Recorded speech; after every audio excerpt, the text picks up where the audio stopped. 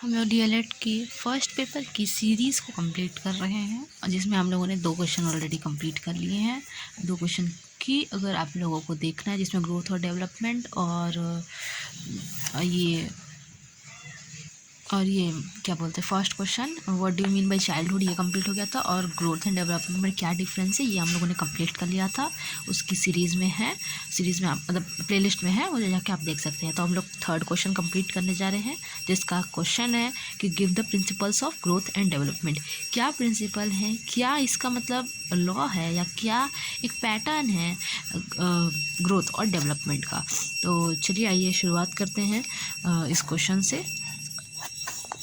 पहले मैं पढ़ूंगी इसके बाद मैं समझाऊंगी। Give the principles of growth and development मतलब बताना है कि ग्रोथ और डेवलपमेंट के प्रिंसिपल्स क्या हैं। अ फंडामेंटल प्राइमरी और जनरल लॉ और truth from which others are derived. एक फंडामेंटल प्राइमरी या जनरल लॉ है या ट्रूथ भी कह सकते हैं, from which others are derived, जिससे या दूसरों से आया है। ठीक है। The general pattern of growth and development एक जनरल पैटर्न है जो कि दोनों में सेम होता है। एक तो फिजिकल स्ट्रक्चर और फिजिक, इंटरनल ऑर्गन। फिजिकल और स्ट्रक्चर और physique it involve changes in terms of height, weight, body proportion and general physical appearance. दूसरा internal organs it involve changes in the function of glands, nervous system, circulatory, digestive, muscular, reproductive and etcetera.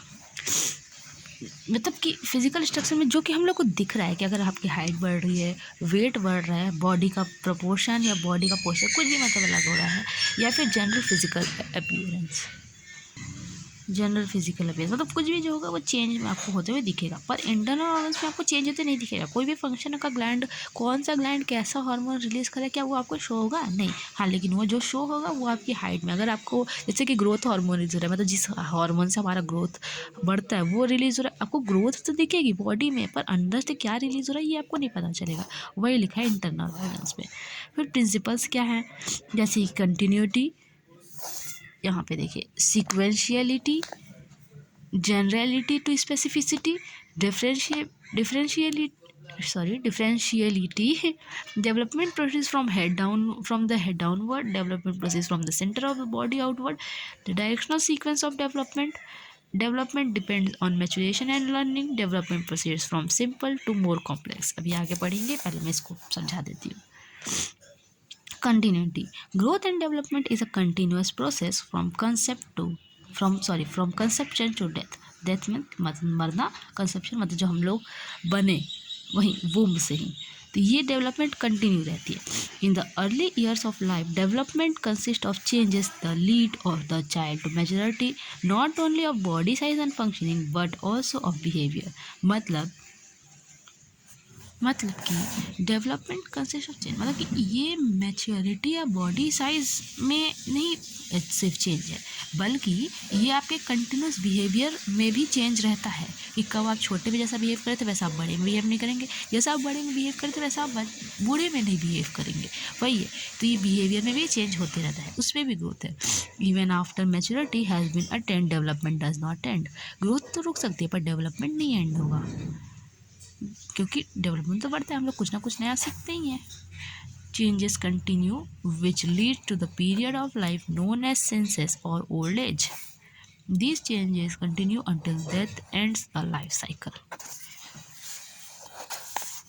सीक्वेंशियलिटी, अभी मैं इसको last में एकदम brief कर दूंगी ताकि आप लोगों को समझ में आ जाए। अभी तो मैं पढ़ा। Every species, whether animal or human, follows a pattern of development peculiar to it. This pattern is in general in the same for all individuals. ये लगभग सब में होता है कि पहले हम लोग छोटे रहेंगे, फिर बड़े होंगे, उससे बड़े होंगे, उससे बड़े होंगे, ये सब में सेम सारे इंडिविजुअल में। Social and behavioral scientists increasingly have come to see development as a relationship between organism and environment in a transaction or collaboration. Individuals work with and affect their environment. Me, in turn, the environment works with and affects them. All children follow a development pattern with one stage leading to next. Example: infants stand before they walk, draw circles, they make squares. इसका मतलब है इस पूरे paragraph में एक चीज़ clear है कि कि इंडिविजुअल कोई भी हो, सीक्वेंस सबका सेम रहने वाला है। पहले वो छोटा होगा, फिर वो बड़ा होगा। जैसे कि एग्जांपल में लिखा भी, इन्फेंट जो है वो स्टैंड बिफोर दे वॉक, मतलब पहले वो खड़ा होना सीखेगा, उसके बाद वो चलना सीखेगा। बस यही बताया है कि सीक्वेंस सबका सेम रहता है। ये नहीं कि पहले दौड़ना सीख जाएगा उसके बाद बैठना सीखेगा, नहीं, ऐसा कुछ नहीं है। Generality to specificity. Development proceeds from general to specific. In all areas of development, general activities always precedes specific activity. For example, the fetus moves its whole body but incapable of making specific responses. Infants wave their arm randomly. They can make such specific response as reaching out for an object near them. जैसे कि इसमें एक example ले सकते हैं, जब बच्चा छोटा रहता है तो वो जब रोता है तो उसका पूरा हाथ पैर मुंह हर तरह से वो चिल्लाना शुरू कर देता है, हाथ पैर पटकने लगता है। वो जनरलिटी है। पर जैसे जैसे बच्चा बड़ा होता है और बड़े होने के साथ साथ वो बस रोएगा तो बस खाली आँख से आंसू गिरेगा, आवाज़ तक नहीं निकलेगी क्योंकि उसको अपने सेंसेस पे कंट्रोल आ चुका है। वो स्पेसिफिक मतलब हो गया। पहले वो जनरलिटी से स्पेसिफिसिटी, फिर डिफरेंशियलिटी। कोई डिस्टर्बेंस हो रहा हो तो उसके सॉरी है। Differentiality. The tempo of development is not even. Individuals differ in the rate of growth and development. Boys and girls have different development rates. Each part of the body has its own particular rate of growth. Development does not occur at even pace. मतलब एक single speed से नहीं develop होता है। There are periods of great intensity, equilibrium and there are periods of imbalance. Development achieve a plateau on this may occur any level or between levels. इसका मतलब है, इसमें लिखा है कि बॉयज़ एंड गर्ल्स जो है उनके डिफरेंट डेवलपमेंट रेट्स हैं। सेम से वो लोग नहीं डेवलप करते, मतलब डिफरेंट है, बस इतना जान लो। फिर development proceeds from head downward. The principle describes the direction of growth and development. एक जो मतलब डायरेक्शन बताया है कि ग्रोथ और डेवलपमेंट का डायरेक्शन क्या है. The head region starts growth at first, following by which other organs start development. The child gain control on the head first, then the arms, and then the legs. Infant develop control of the head and face movement at first 2 months. In next few months, they are able to lift themselves up by using their arms.